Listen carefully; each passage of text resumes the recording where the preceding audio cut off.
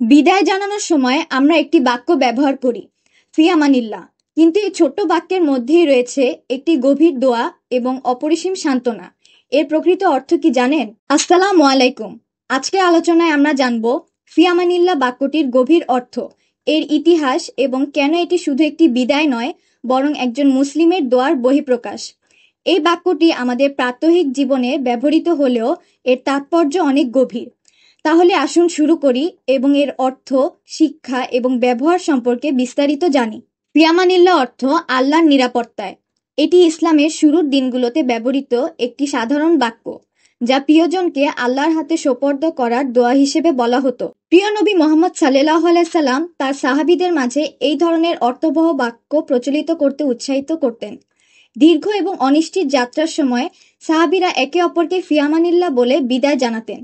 এটি শুধু একে অপরকে বিদায় জানানো নয়, বরং আল্লাহর প্রতি নির্ভরতা এবং একে অপরের জন্য মঙ্গল কামনার প্রকাশ ছিল। একটি মজার তথ্য হলো, ইসলামিক সভ্যতার পাশাপাশি আরবি প্রভাবিত অনেক জাতির সংস্কৃতিতেও এই বাক্যের ব্যবহার দেখতে পাওয়া যায়। এটি প্রমাণ করে মানুষের মাঝে আল্লাহর প্রতি বিশ্বাস এবং নিরাপত্তার আকাঙ্ক্ষা সব যুগে কতটা গুরুত্বপূর্ণ। এই বাক্যের ব্যবহার আমাদের জীবনে অনেক ইতিবাচক প্রভাব ফেলে। ১. এটি প্রিয়জনদের জন্য দোয়া করার অভ্যাস তৈরি করে। ২.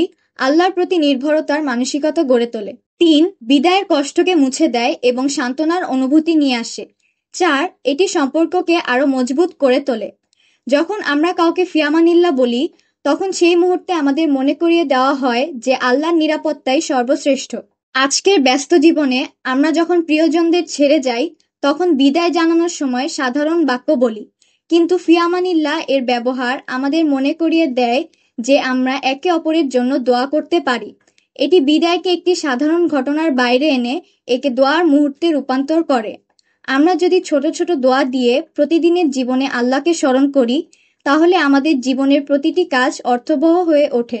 আপনার সন্তান স্কুলে যাচ্ছে, তাকে বলুন ফিয়ামানিল্লাহ।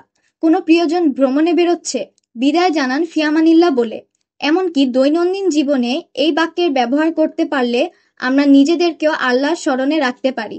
এই বাক্য আমাদের মধ্যে একটি ইতিবাচক মানসিকতা গড়ে তোলে এবং আল্লাহর প্রতি আমাদের আস্থা আরও বাড়িয়ে তোলে। ফিয়ামানিল্লাহ আমাদের একটি গুরুত্বপূর্ণ শিক্ষা দেয়। সবকিছুর চূড়ান্ত রক্ষক আল্লাহ। এটি আমাদের তাওয়াক্কুল বা আল্লাহর ওপর নির্ভরশীলতা বাড়ায় এবং আমাদের জীবনের প্রতিটি পদক্ষেপে তার নিরাপত্তা কামনা করতে শেখায়। বিদায় জানানোর সময় আমরা শুধু প্রিয়জনদের বিদায় দেই না, বরং তাদের জন্য আমাদের ভালোবাসা এবং দোয়া প্রকাশ করি। আজ আমরা জানলাম ফিয়ামানিল্লাহ শব্দটির গভীরতা, এর তাৎপর্য এবং আমাদের জীবনে এর গুরুত্ব। এটি শুধু একটি বাক্য নয়, এটি ঈমানের বহিঃপ্রকাশ, সম্পর্ককে দৃঢ় করার মাধ্যম এবং একটি শক্তিশালী দোয়া। ফিয়ামানিল্লাহ। আজ এখানেই শেষ। আল্লাহ হাফেজ। আসসালামু আলাইকুম।